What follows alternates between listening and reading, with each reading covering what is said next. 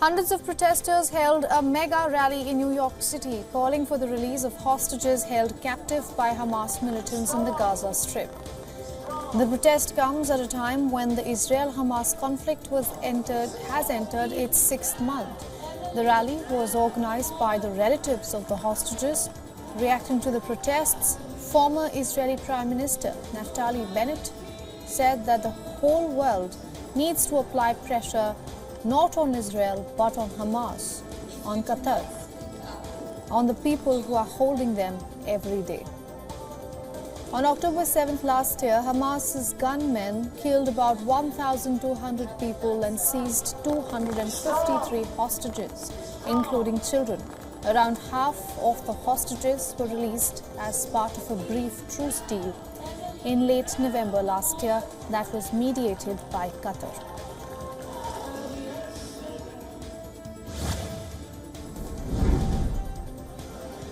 Thousands hold rally outside the Israeli parliament in Jerusalem and call for a fresh hostage deal as Israel's war with Hamas militants enter sixth month.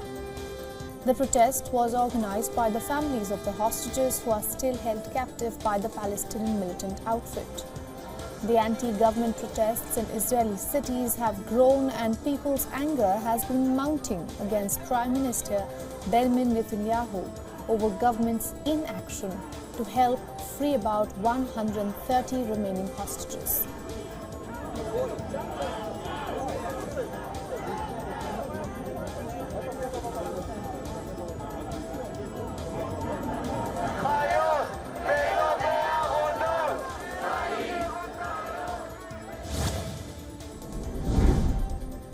Jordan has dispatched humanitarian aid for Gaza Strip, calling it the largest humanitarian aid convoy to the Palestinian territory. The organization issued a statement saying that the convoy consisted of about 105 trucks of food supplies, including rice and flour.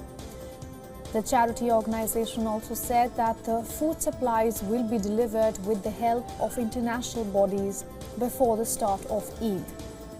Since the beginning of the Israel-Hamas war, the Jordanian armed forces have sent 460 trucks and executed 72 airdrops and 153 joint airdrops of humanitarian aid.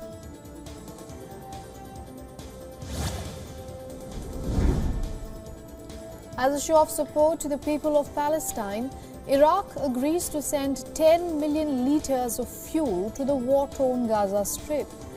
Iraq's Prime Minister issued a statement saying that Baghdad has also agreed to receive wounded Palestinians from Gaza and provide them medical treatment in government and private hospitals. The lack of fuel has crippled hospitals, water systems, bakeries, and relief operations in the Palestinian territory. According to Palestinian health authorities, Israel's military offensive has killed over 33,000 Palestinians so far, including children and women, and also injured over 75,000 people in the aftermath of Hamas's October 7th attack.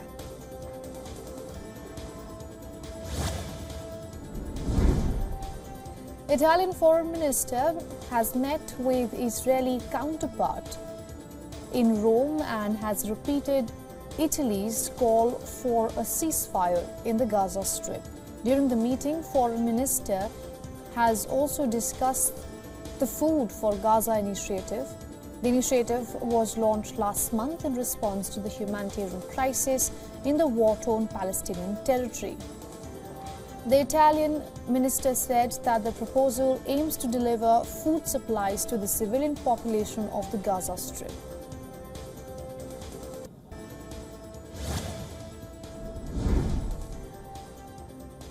As international criticism peaks over the death of 7 aid workers in Gaza last week, Australian Prime Minister Anthony Albanese said that Israel is yet to provide a satisfactory explanation for the death of 7 aid workers. Out of 7 aid workers of the NGO World Central Kitchen, 1 was an Australian citizen. In its statement of clarification, Israel said that its soldiers mistakenly believed that they were attacking Hamas gunmen when airstrikes killed the staff members of World Central Kitchen.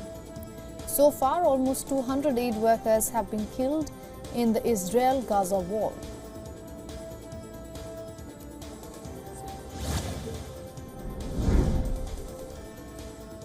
Russian Foreign Minister Sergei Lavrov arrived in China to hold talks with Chinese Foreign Minister Wang Yi on the war with Ukraine, bilateral ties with Beijing, and the current situation in the Asia-Pacific region. Lavrov's visit to China comes at a time when Russian President Vladimir Putin is scheduled to visit China in May for talks with Chinese President Xi Jinping as part of his first overseas trip after assuming the presidential office. Moscow and Beijing declared a quote-unquote no-limits partnership in February of 2022 when Putin visited Beijing just days before Russia launched its full-scale invasion of Ukraine. Hit with sanctions from the West, Russia has become China's fastest-growing trade partner.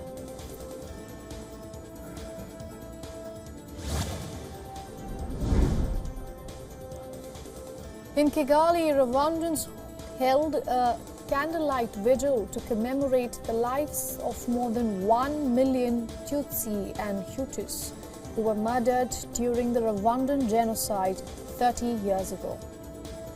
On April 7, 1994, the people of Tutsi and Hutu communities were systematically massacred by Hutu extremists led by the Rwandan army and a militia known as the Inter-Awamwe. Rwandan president said that Rwanda has taken great strides in the last 30 years. He has also drawn international praise for presiding over peace and economic growth since the end of the genocide. But at the same time, his government has also faced mounting criticism for suppressing political opposition and muzzling the independent media, as alleged by the human rights groups.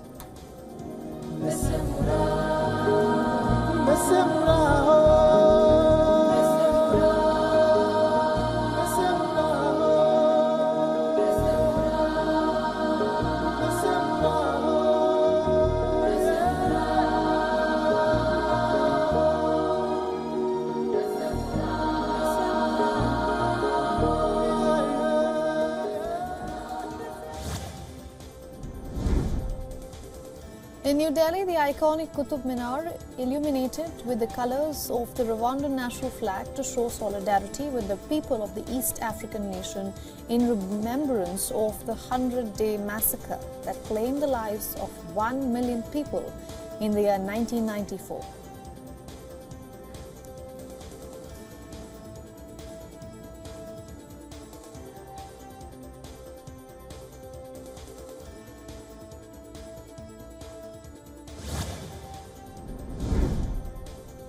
In India, the biggest electoral battle of the year, the 2024 general election, is just days away, and Prime Minister Narendra Modi will be on a 2-day visit to southern state of Tamil Nadu, starting from April 9th. Prime Minister Modi will conduct a mega roadshow in Coimbatore, where he will be accompanied by Tamil Nadu BJP President and Coimbatore's BJP Lok Sabha candidate. Apart from Coimbatore, Prime Minister Modi will also hold a roadshow in Chennai along with 2 public meetings. All the 40 Lok Sabha constituencies of Tamil Nadu will go for polls in the first phase on April 19th.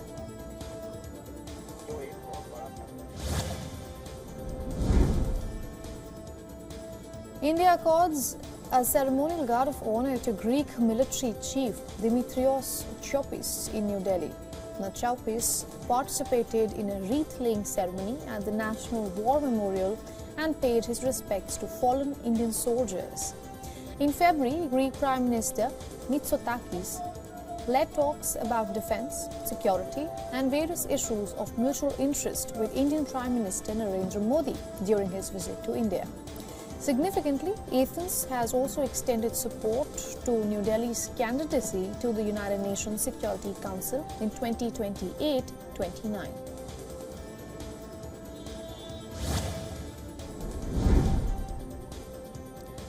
After skirmishes between Iran and Pakistan earlier, sources say that Iranian President Ibrahim Raisi will be on a 3-day visit to Pakistan. Sources also say that Raisi's visit will be aimed at repairing ties between Tehran and Islamabad.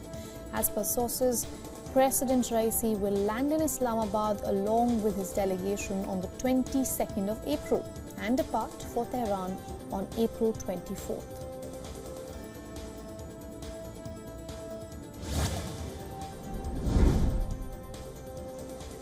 UAE-based artists have transformed the capital city of Abu Dhabi into a canvas through the Abu Dhabi Canvas Initiative. Launched this year by the Department of the Municipalities and Transport (DMT), the project aims to support local talent while adorning the city with murals.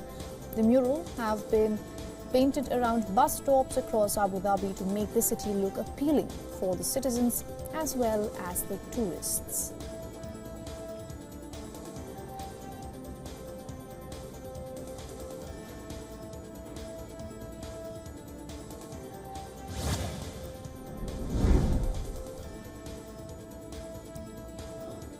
Japan, along with the United States, Australia and Philippines, hold a one-day joint maritime exercise in the South China Sea. The Philippines Armed Forces issued a statement saying the drills were held within Philippines' exclusive economic zone in the South China Sea and involved aircraft and naval vessels of the US, Japan and Australia. The maritime drills took place days before a summit between the leaders of Japan, the US and Philippines, which also included discussion of recent incidents in the South China Sea. Philippines and China had several maritime tensions last month that also included the use of water cannons, triggering concerns about an escalation at the South China Sea.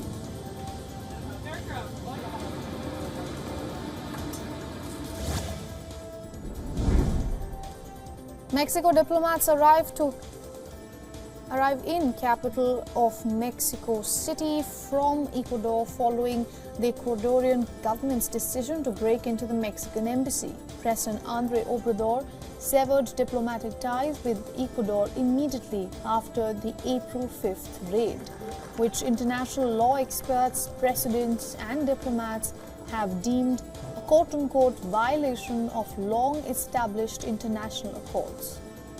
Mexico's Secretary of Foreign Relations thanked the returning diplomats for defending the embassy, even at the risk of their own physical well-being.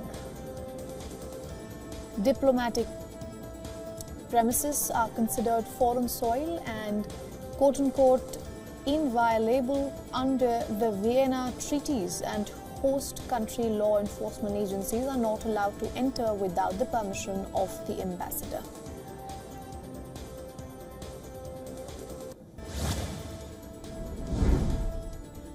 Flash floods are wreaking havoc in Russia's Orenburg region after Europe's third longest river, Ural, burst through a dam. More than 10,400 homes have been flooded and at least 4,000 have been forced to evacuate. Now, the city of Orsk is one of the worst affected in the region. The latest floods are the worst in decades to hit Russian regions in the Ural mountain ranges and Siberia. Meanwhile, rescue operations are underway in Orsk. According to the state media, 9 people, including 3 children, have been hospitalized in Orsk. The Kremlin has also issued a statement saying that President Vladimir Putin spoke to the governors of the regions via telephone, where the floodwater is expected to arrive.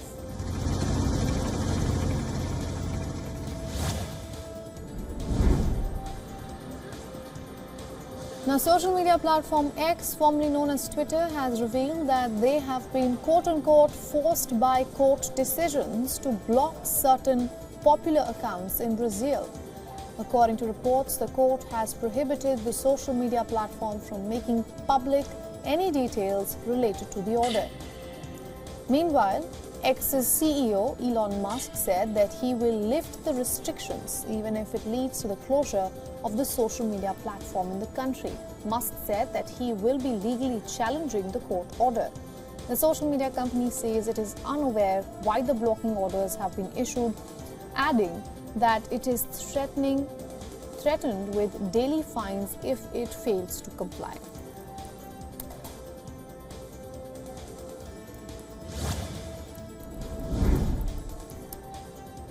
ChatGPT maker OpenAI has been accused of using YouTube videos to train its artificial intelligence model, potentially violating YouTube creators' copyrights. According to reports, OpenAI used its Whisper speech recognition tool to transcribe more than 1 million hours of YouTube videos, which were then used to train its GPT-4 model. Reports further suggest that OpenAI knew it was not legal but believed it to be of fair use. Reportedly, OpenAI president was personally involved in collecting videos that were used for training OpenAI's AI models.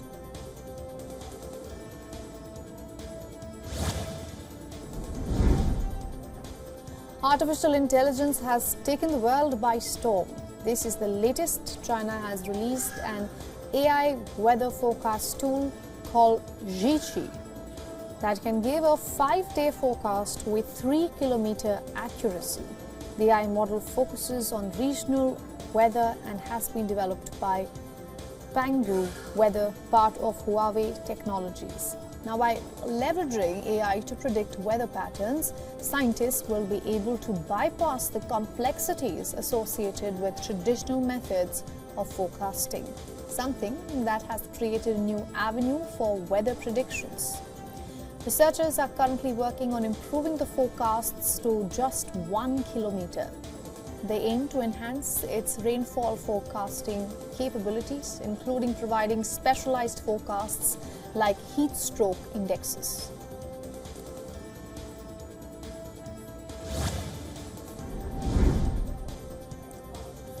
Japan's service sector sentiment fell in March as rising living costs and bad weather weighed on consumption. Consumption has been a weak spot in Japan's fragile economic recovery, as wages have yet to rise quickly enough to cushion the blow to households from rising inflation. A diffusion index measuring how taxi drivers, restaurants and other service sector workers saw economic conditions fell to 49.8 in March, down 1.5 points from February.